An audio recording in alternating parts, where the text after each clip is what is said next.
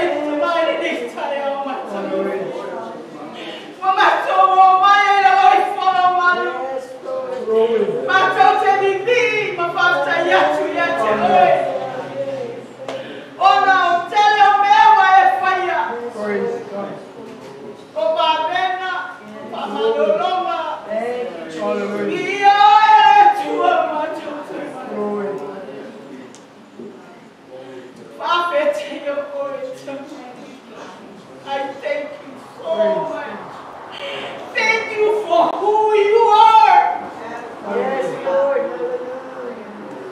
Thank you, Jesus.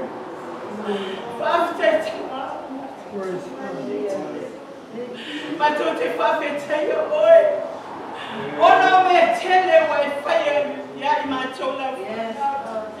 Ya tuolo mato tamai ben esina fia le neta yao. Wa mato o mai ima all ne la lulani. Mato te moli mawina le tua. La wala pa ia la au na yapo. Fafta ne ya no mato mo fia fa ke na mato to ke ba ai. Le tua e maua lunga so bi inga me uma mato te faya. E nei tai au ye lo wanga le lunga. Fai te au ya uni ma fatua ai mese. E a te fangesia pele mato. Anga le mai ole ne yasa. Wafua uma le tua mato te abatu ya te ole bi inga.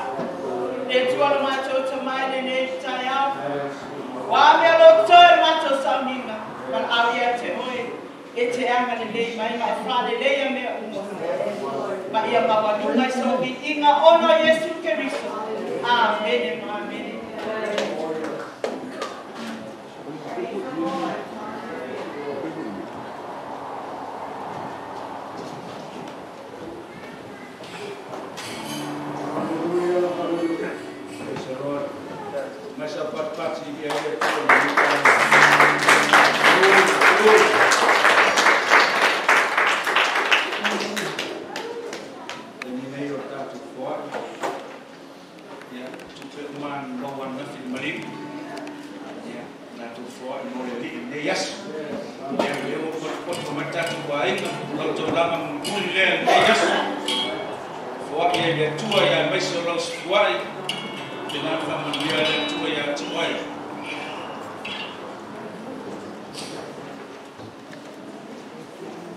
Le tuolo matou te mai, matou te whamanuina lava lo swafa le nei tai. Matou te whawhataia oe le tua I mele lene, ma mea matou o fia mo I whaia mo I matou. Lau foai le tua ma matou taulanga, sifuluai, taulanga le loto malia lo matou tamai. Le whamanuia I lau whanau. Oe o la whasifo la tu au tongo neta. Whamanuia I au no ngā ruenga, tiute ma whaiva, roto lato ngā ruenga. Whaapoko lato tutonga, foai le marosi a te lato. Whapenana whamanuia I lau whanau netai. Nia fwoi a whionga tia kono, ta waina le taulanga lau whanau netai. Ono lo swafa Yesu. Amen, amen.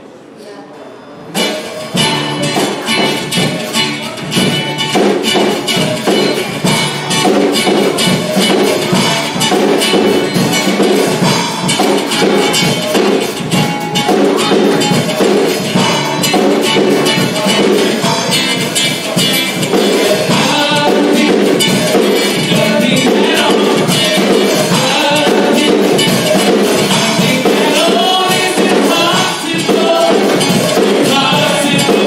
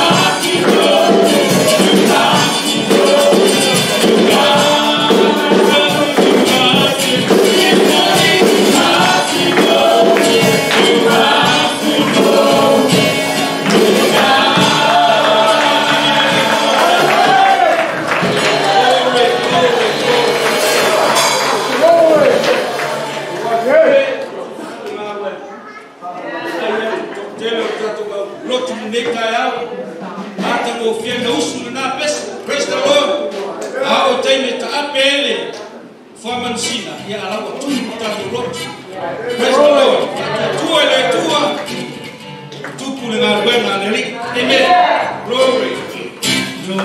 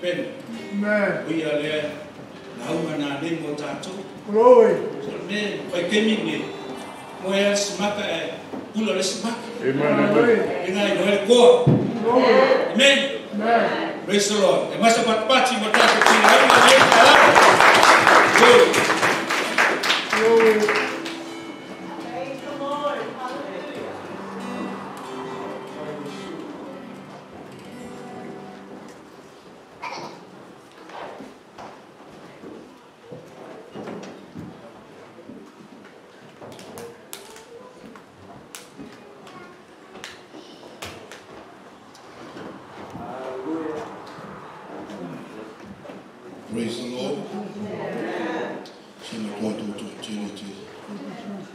Amen. Hallelujah. Move after you to ma whaktua e masa whaktua e tu isa ma sa ka tau whaina. Ma wale ni tau tātou tū ma whaktua. No walu o pupul topu la le wa umi for topu la ilu. A whaftai le tua le tai au whaina tātou ma futa. Io ro mamalanga mai mantina le ainga. Amen. Io le nei fine. E se maro walofa iai. Amen. E ia taimi whaiana whale itu ia tiau. Ia o tia lofa i si o mātua ainga. Tau sanga nei a toi le tolu sulima tau sanga taru na mawha ipo ipo. It's a long time. Amen. At whaftai le tua i lena tō whingam lana malawina i ngā ruenga le tua. E le whaingo fie le alu ngā ruenga le tua. Amen. At whaftai le tua au na tango le tua sui oe ma wha upenga oe. Saunia le tua taimi maso i peona tātou ma futa ai. A vea whanea no te whaftai tua i le so ya yonia mai se le kalesia ne ya so sa tātou ma futa ai mai se ala ukuka. Le mele tu ave se popo mo la ukuka. Amen. Au na nafi tau wa ai ele stanga tai moe fiu tu le ele ala. Amen. Amanu a e moe. Pole alo vai moe tu le lo o e me. Al tangata le no vai na fiu tu le ele e alo ngai koko so milai masiala mai. Amen. Ai o tonu lo tu vai lo talo ya famanu ya le tu ya chocho. O le sunga ya si osi mangi o na mai se fa o nga mana ya cha. Mena fa pe me ala kuka. La me mai so le fa au le tu ile kuka pe fia ai pe. Al tala to ina so stai me o mai na ai. Haru e fa fitai tanga taina la to kuka ina me ai. Le winga ngai te vai te lo so ai tu fa pe ma tanga ta. Pe o mai fia ai sta male. Le ai o ke lo fia ai. Mana e whamanuia ia te o tōre na kukaina me ai. O le winga na whina ngalo le tua. Ia orisi kakai maa ongolo haru le akoa. Amen. Hane teimi la waloa tulu mātua ai ngai sau e usu sana pese. Se whamanuia i pele tua le tātou mawhtanga le tai au. Amen. Ia mawhai atu sana tale winga le ngāru wenga lo maa ngāru e ai. Amen. Awe te pole e le umis tātou la unga. Praise the Lord. Ia lau whai mai le matoa ai ngai whai atu altala matoa ngā luenga. Ia ele hain tala. O lo whamanuia le atu ngā luenga i kauai. Mao i kauai ele ilo el matoa ai nā ngangu. Ka se mix le mato lotu. Filipino, Palangi, Micronesian, o foi Samoa, la iti ana i Samoa. Ai tō te lohe o tō, o lo tato au nei le tua whai wāwenga. O isi te imi e whai mei launga mato ainga e mo ini o mata. Te whewhe te ua se mai se upu. Ai te loa la wasili atu le whapa, le nanu o mato ainga i te au, amene, e le lei le atua. E whamaoni le atua. A whamaoni o le atua, e whamaoni fo le atua i te oe. E le whamaoni le atua i te oe, pe a whiwa le atua e whai atu se me i te oe te le. Ai te alua. Whai mai le. Lai fo le tusi. Lua korinito, mta upo e fitu, whai upo e sifu malwha. If my people, which are called by my name, shall humble themselves, seek, pray, and he will hear from heaven. He will heal you, heal your land, and forgive your sins. Amen. See, ese le whaingo fie, al whainga tāian tato wo ia, al whaingo fie ia, delight yourself in the Lord and He will give you the desires of your heart. O le halawal me te manao ai, al whaingo fie, just delight yourself to the Lord. Alo ese mai mea nai te poloka ai ma e nofo ai. Alo ese mai le laula, o le inupia, o le pinko faitaanga. Mea nai ino ia ile tu e alofa le tu e te oi e ino le mea nai te whaia. Amen. Wa lata le afia mai o le alii. Wa le se si teimi tato te ta alo i le alii. Be a good example for your kids. Amen. Teimi ne whainga taha i o talabu. E whapena foi lau whanau. E le whape whai atua o lai le lei lau whanau. Le ai. Ai le tu ua ele tato tala noa pe i ai ele afionga le tua. How to live right for God. Amen. Yana ne umiste mi ala uso tulola pese. To get a touch from the Lord is so real. To get a touch from the Lord is so real. If you draw nigh to Him, He will draw nigh to you. To get a touch from the Lord is so real. Sing hallelujah. Sing hallelujah.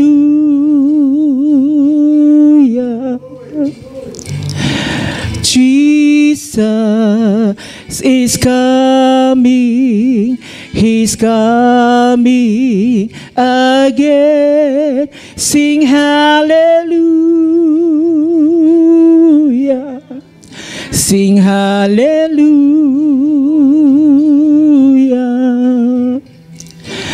Jesus is coming again. So pela Yesu. Amen. Hallelujah. Ole maule na fai tuesi matu ainga. Ole aise se le tusi. Ole e watango tau kau whapalangi le Chronicle. Ala ufai mo le Korinito. Ole tofo ainga tupu lai mau ele mau. Ia ai tau whapalangi le matu ainga. Ala tau Korinito. Whaftai le tua le yaso. Na tatu sauni e whaonglongo i le tua le na upu. Pena fai atu le mato ainga, le mato lo tue le wha Samoa, e wha Palani. Le Samoa mua na ula unga wha Samoa i le ulotu. Ai fono i le ulotu le aso le na soi. O sa ulotu sili atu le na ula. O mai fai au ele mamla, mana atu iau tala ingo fai atu. No fai atu le ulotu. O no sai mai. O le fai au e whaale le leile, le Englisi. Ai o no sai mai e fai ale lei. Ma ole mal mato ainga le mato fale o walau le tua. No fai le tua. A fai na fai ya Mose. E ma fai na fai ya cha. A fai lo walau ina le nu le. E te taulanga e tuina upulo ngute ma fai no tau tala i janga ia. Ai te lo fa mauni le tua le tatu. A wo fia la fai. Wai tu sapele mama lama wailin sa moe e o complain for le mo fa pe melinga ngol fa autisi sta poi ai mol palang e u malu le ngua bla to fale ai sa alanga olai fa tu muina le ngang pa ia al menga lo sa mo kala ngol ngol kal fa launga langa ya ile o ile ngang pa ia amen a ngwa ngokula ngi aso ai fale ko ngai lola ia mo kwale ya masime ya kako. Amen. Alfa taile tu le ni tai ona tatu maftanga tai mole ava no.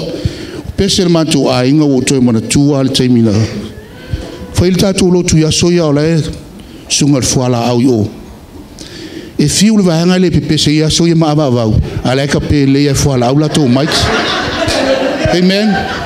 Wo toi va tu le tu le mele wo ko ma ku me fuala au fai.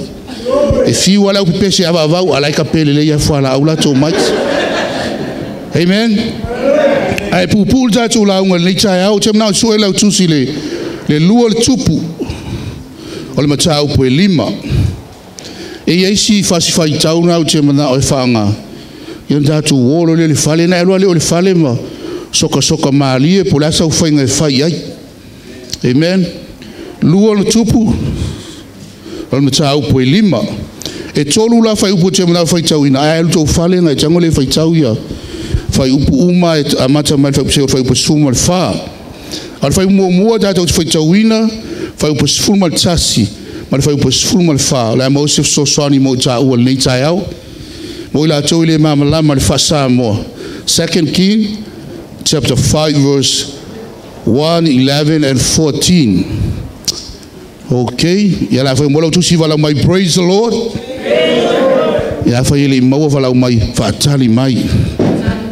Ya fai lolo au ko ngai le ku spaia. Okay, ya fai mo fa tau fa tasi I ya.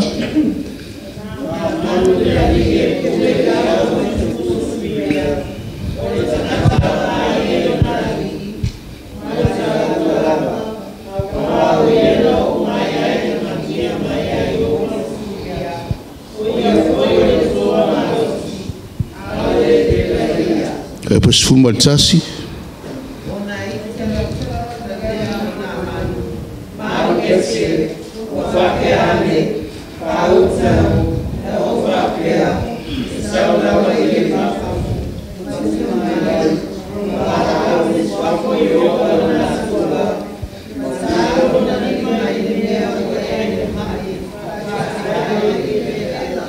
pas fuma fa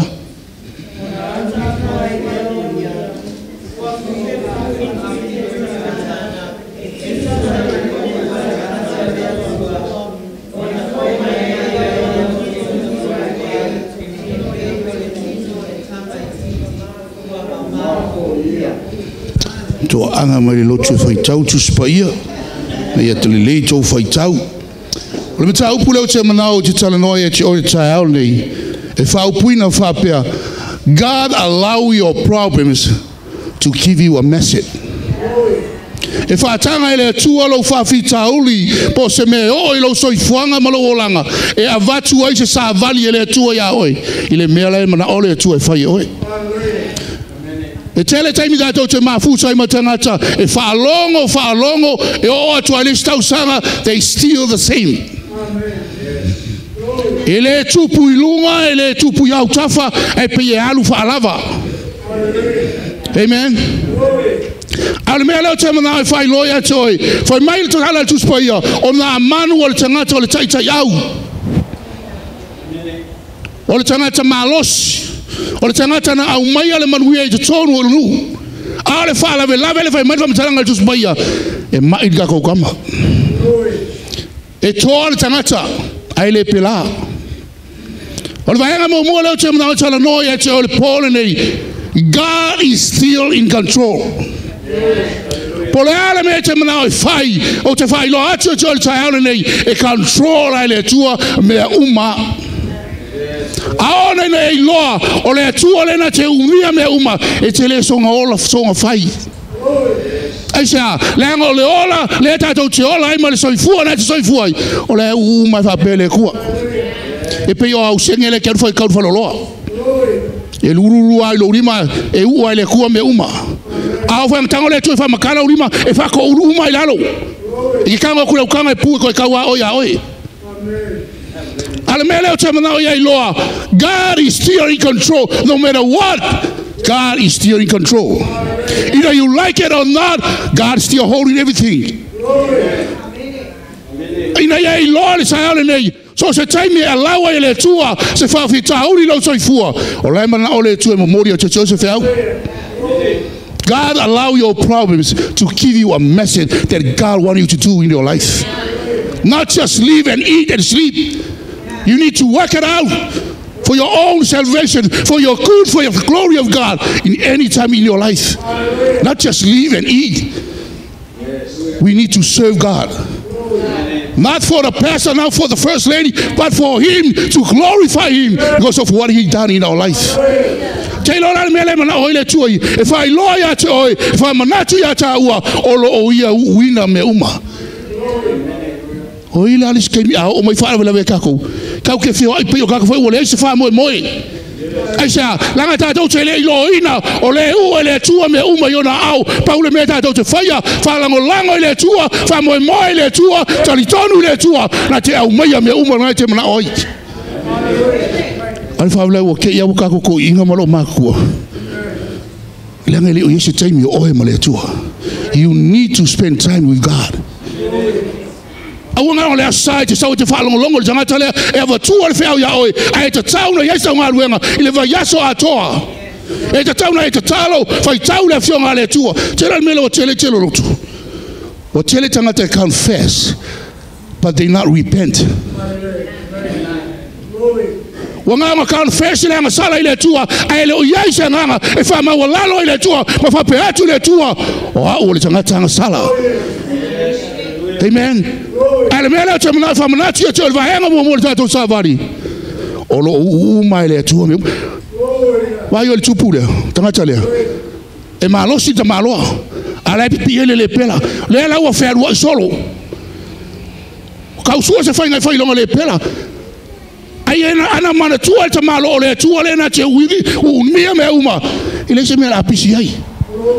Ngal fa to tu le lo ka kalo le tua fa be se le pe fa ngo fa tu le ngo lima fa in the name of Jesus remove kilo ke ngo ko karo ko le ira ngi me ka ko karo esa we miss the power tilo me lo chema fa malo se tu tam foi sa ile nga pa ia because if you have the spirit of God in you you have the fear of God e ke fefe ai ka wolo fa that is not right. You better pack up or go to other way. I want to tell you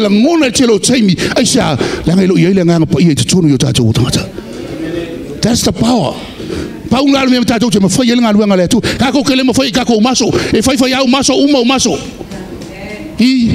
Ai fa tanga le nganga pa io le tua e te la ngona ina le feso swani mai le tu vai ngalo lua e va ve atato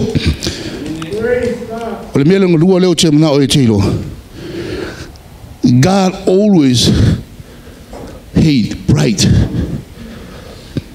Vai ele kamalo fa ko fa ko ngor tanga tole tua ai fa ari kamalo fa tanga so mai waita waru aisa la me waru na tilo mama la mo le tua le tali o meu ai fa mai mele te tuna le vai ngalo lua e ita le tua le tanga fa maua lunga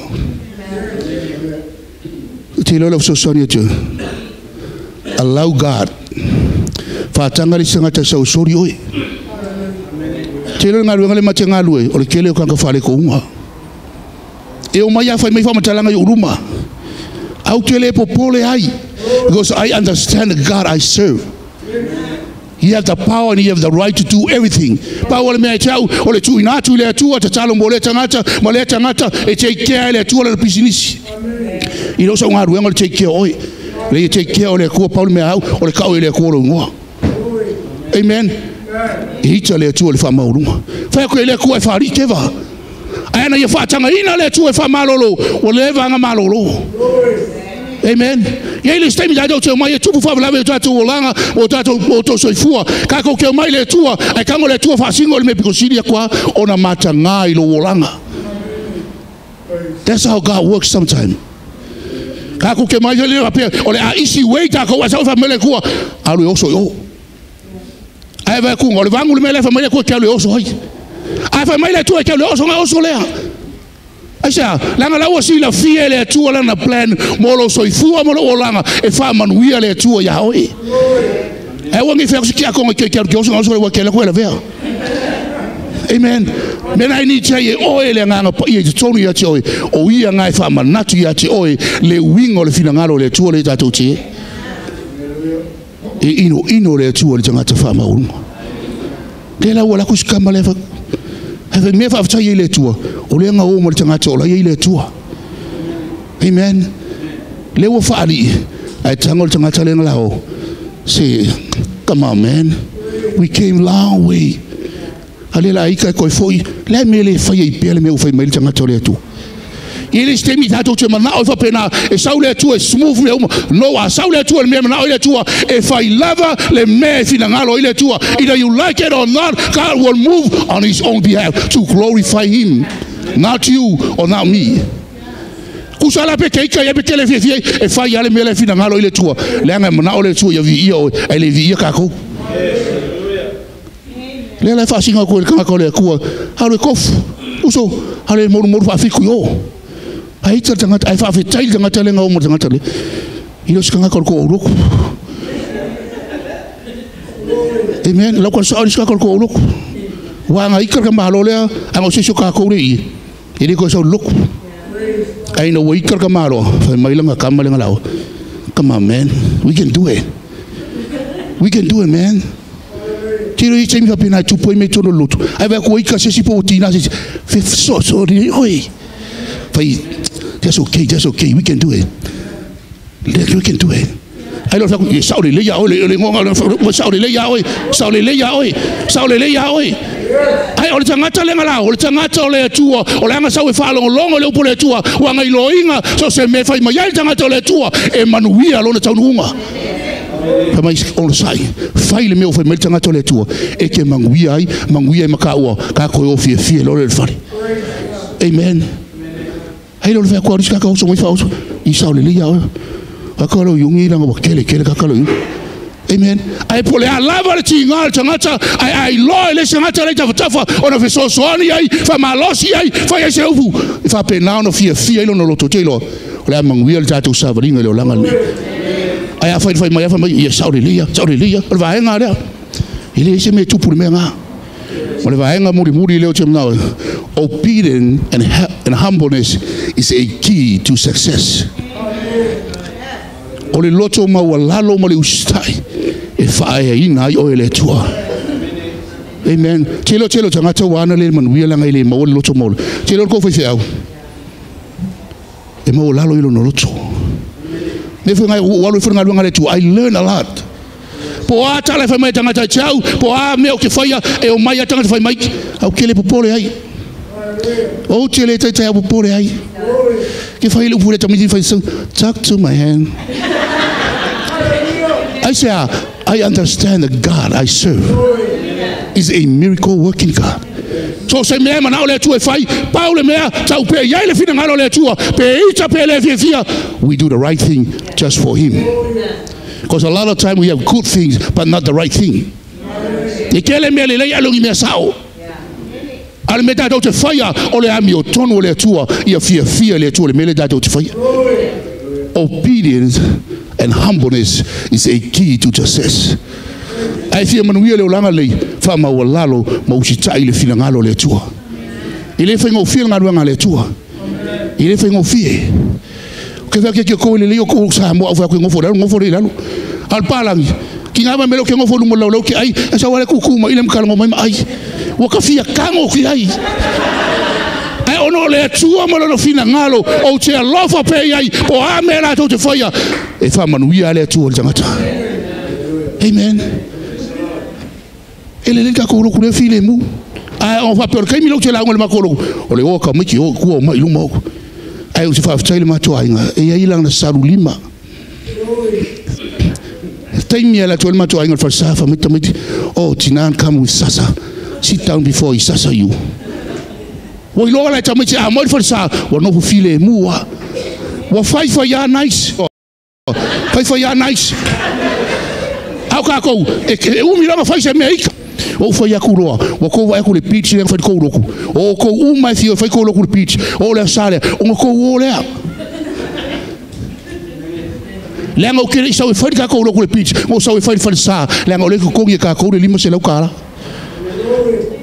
Ha o le sale, o to uma fio ka le. O va ko ro ko le skolua. Va ko ro ko le. Au tele popole ai pe ku aru akule le anga le lotu le tua e lo se lo ko fai gangaka pe vai ku ara wa aru les praise the Lord, thank God. Out. Why? God is going to bring new soul for the kingdom of God. I don't know where ku wa aru eika. No, thank you for your service, but bye. o te fefe tangata. Amen. Me a o ke le time fa le tonu o vai ko ngai fefe a ko inga fa. Lenga we ngofe como fai fusu makaka o ke fusu makaka. Let God deal with his people. Our job is to preach and teach them the right thing to do in their life. E we como fai fusu makaka ko le sau ngai kale no. Pe saua patalo foi lo lima. Amen. Wo walu lo fa tu le tua. Wo ka give up on me ya. E fa ali me le tua le menga. Ki le va ku o ke le ko fa kanga. Wo fa tua o yo e fa e wa o le upo le tua mala u janga tale me fai. Ki lo la o wo o mo le chemi o fa mo le tua ngal wenga. O le masinga ngai la solus fu wono. Ma to o Houston, Texas. Ele meta o le fine other National Assemblies of God. O ke alu la avila o tala vo. To lu suma tasi ma to le lao. Ke lo tau a ko malanga le almost $40,000. Ale lo kuska mai loko. But I believe God can do it. I say, le vo le wo uma ko gi passes. Wo uma ko gi ma ka vale rent. Le la vo wo uma ko gi ma fale. E ngo foi. Ale me ai ole matu o yele manga i mailang. Ya, aisha e fa tua matali tonu ile tua e ana ile tua hala tangata e fai le fina ngalo ile tua. Ai fa longo me ustai ma fa ma wala ile mo ile tua e sawa ile tua e si fa oi. E wa kwa kangalo we so fo. Amen. E si wala nga ka kule yo lalo ala ke wang he lu aisha cause God's way. Obedient and humbleness is a key to success. Afa wo fi wo fa ya fa inga ke wa kwanga le male pifo lo ka avale li jaso pa le pau le anga le afi alu mo kwa ka kalo fa maoni le tua. Amen. Ai matili o mai ai la vel ma truck wa alu ka ri ma ko lu kwa va ai nga ka tonga leo sir e so ta va I can't like that. Ma kule pula me tu fa mai le o toro las o malo trucki o fe ko ai ma same kind of truck ai la vela o ka vale le son fu ai nga va kule sa te ilo la o fa nga le tu la nga wo le kwa o ka vale le ke fero o pala amen ke le fa kule ko ke mo ska vale ke ma o le ai o lo ke fa kule le a carga ka lo pensa malo peri o le melo te fa te tu i o fa tu pu le mele ke lo nga wo vala o mai le film to ai nga ma o nafi o la o le truck wa alu lungo la wala o me o le truck le nga vea le wa nga o le truck le we va ye o ke le ika le konga nga le ka vale ai no va ai le nga o te lo o le asa fo le ko ji awala e complete le mele o ke na ai amen le la fo ya tu next yo ka wai mo no le la shege ka vale Lord we thank you always good. Amen. Ole fa maoni nga le tu le tatu ja wonai. Obedience and humbleness is a key. Pray for me. Pray for me. Anga ola ki sofa penga. Thank. Anga fa longo nga wai. Ai timing ai fa tanga ile tua po ngai o ilo so fu mo wola ina ya vatu ile tua le sa vali wole nga folo aku. Ai ke le fa longo. Ole makau kia nga le fionga le tua. Aka ko fa longo pea ai le sai se swinga yo tatu lo to so fu mo lo to wola. Ya eva ai le time so ile tua. Awangi e play minga tanga to le tua awangi e play minga sisi. Play my oi. Play for ya wa. Aisha lango le wanta to fa longo le finanga lo le tua. Amen. O le wanta to fa longo le finanga le fo la wa fa longo le tai au le a walu fo ila. Ya e ma le tua le finanga le tua. Amen. Le wo fa to le yo le tua le tatu ti ye. Amen. Memo le muri. Ti vet pela la tal muri le ngolo tatu la. About 2 weeks ago nga afa nga ngal man to ai nga sai si ai nga e mai seni iko. Yo atu yo e faile maliu. Ale kai mi kongo ale faile maliu. E fika ko ya kusa pe ko iluos fu mo kupa ala ko pe ma ako. E fai melta malo ya mau o fiu o fio ai o kawai e fai au pe fai na la tu fai sa uninga ke le kaunga ka o fai fiau e afe lu afe ko lu afe e tau e fai el sa uninga al maliu le ai fe tau mal mato ainga fai ma ko o fai au mato ainga Amen. Paula se me wa sa o le makoanga kanu mao. Wanga ka o se kala lele isisi o le fai fe au lo to lua. Fa me lo markala e ma fai langa ka lo makoanga velo ke fongi kono se kamalo. Pe fia le tongi fai au le maliu le lungo le sam. O fa ku e zero. Ele ko ko ngia pe foi se maliu po se fa po iponga. O kama yo ya mako e fai ela ko pisingisi. Uma ko atumu a ko lungo le pis. Ale la aku ke malo sa mo molongo ie molongo fusiwa e alo foi de loko wa kilo mai kan ka palang. What is going on? Something wrong, because they expect la ku se palangi ala aku sa mo le se vai mal ie mal fusiwa la ungo lungo sam leo te fa te oi a oi no fa tu wina oi le nganga pa ia e te le fefe po janga tala yo aisa le ngolo e au na le tua na te mafaya me uma o le tua foi na te vala wina oi so se me ke ruai ai no le ko kumpa langi a makanga keke ke se me la keke ai le ngolo le tua ya oi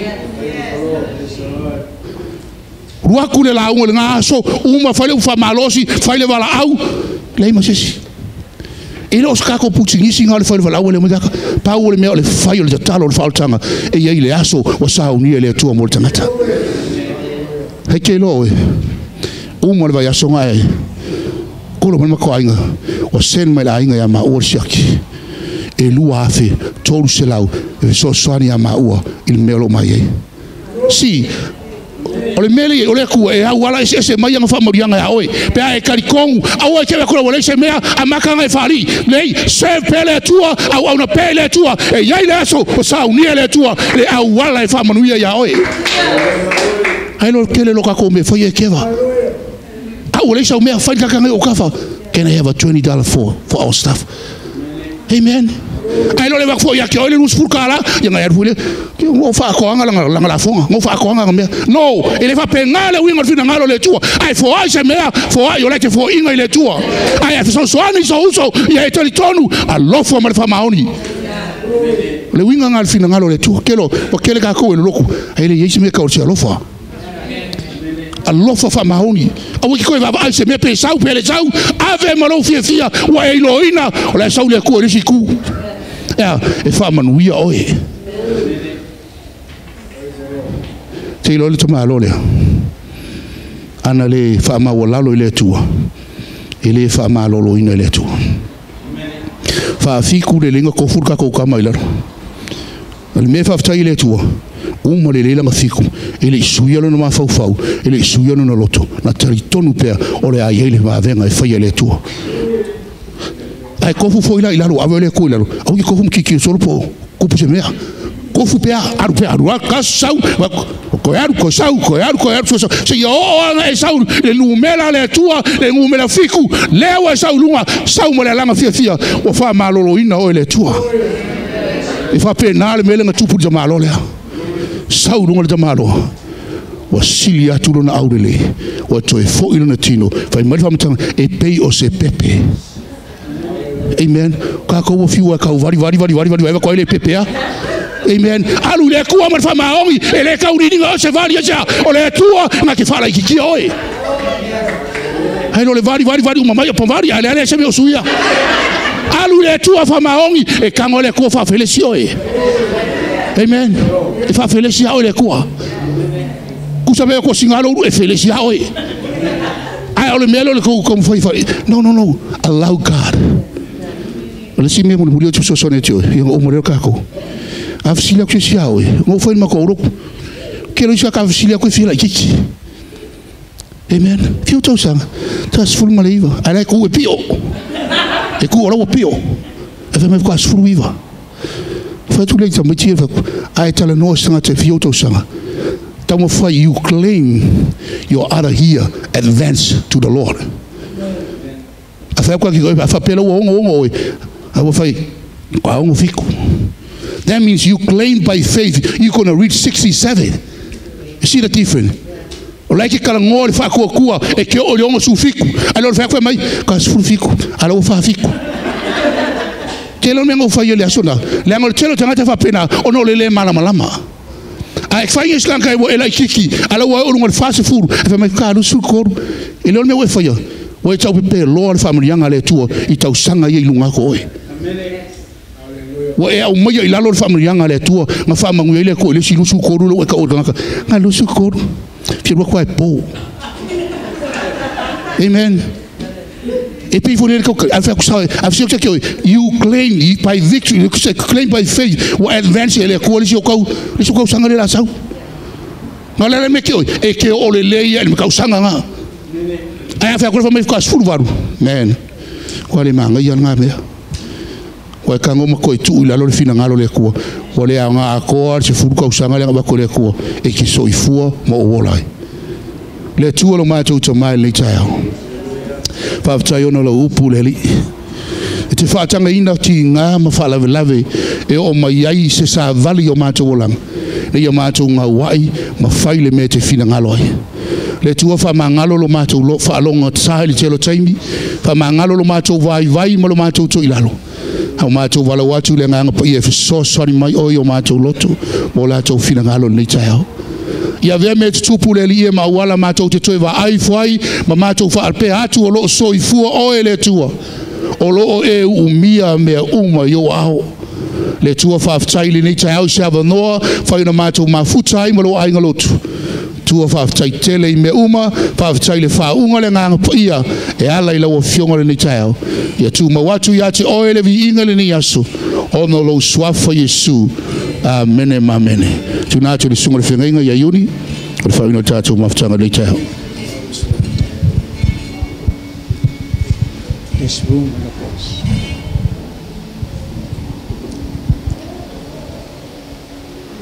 Au suma tātou pese nei tai au. There's room and a cross for you. There's room and a cross for you. Olo yailo wavanoa. Lo yai lo wavanoa le satauro au suina tato pese le nei tai au tatonu lo nao lo ngayo yatu le nganga le atua ya te oe fapenana e savali mai lumanei tu olo no whanga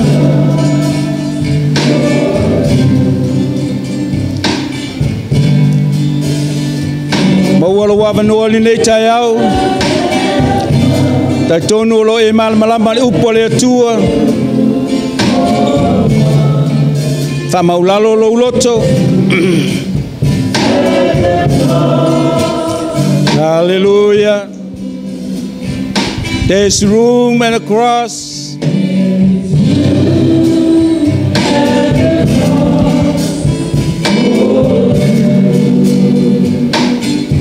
mawalo avanoa le nei tai au Tele oilo le 5 minute na tu ato al faitoa.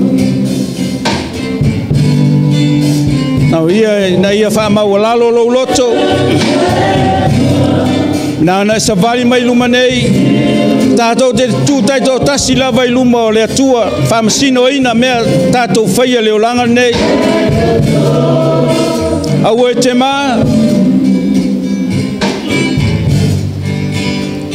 musu atu le nganga le atua ia te oe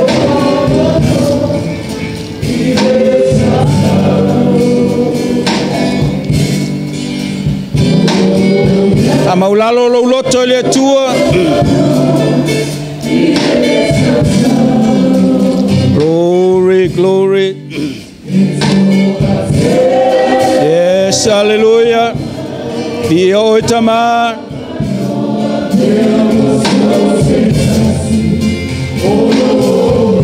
lo yai lo avanoa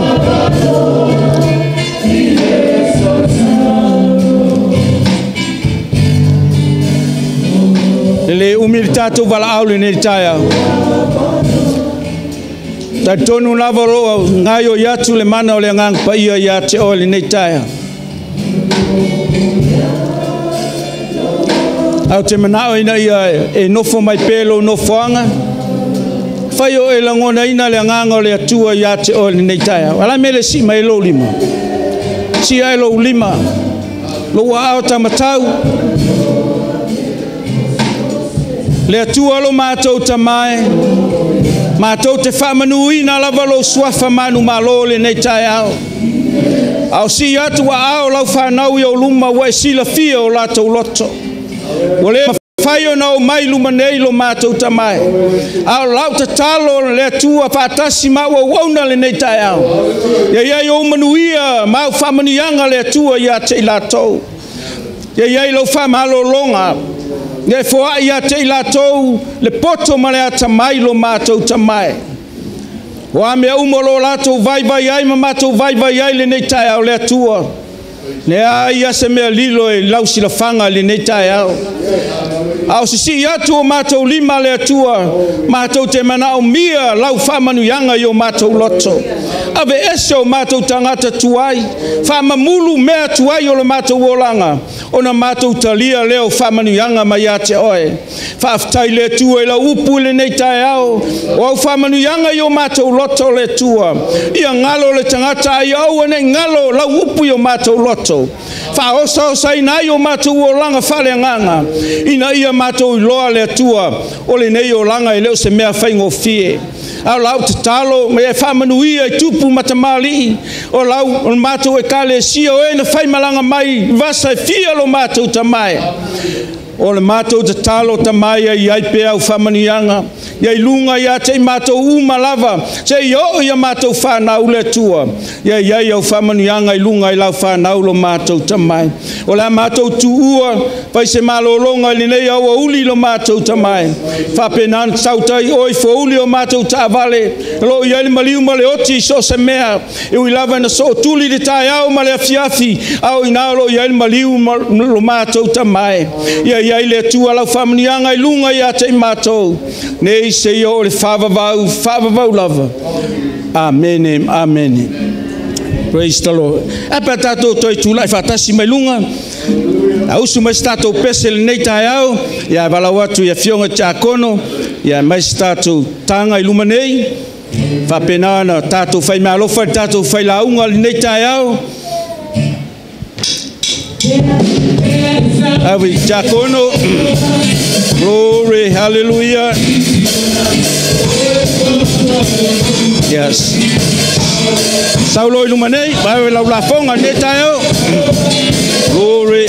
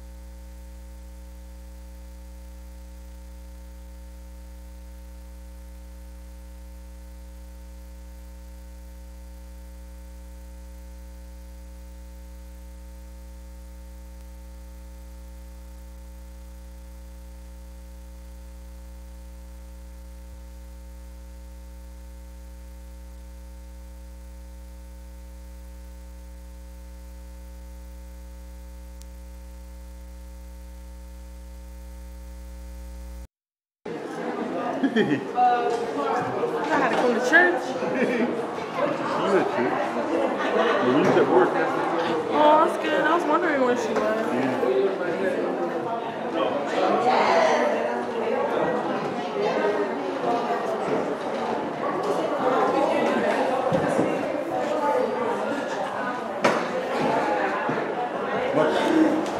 My Lord.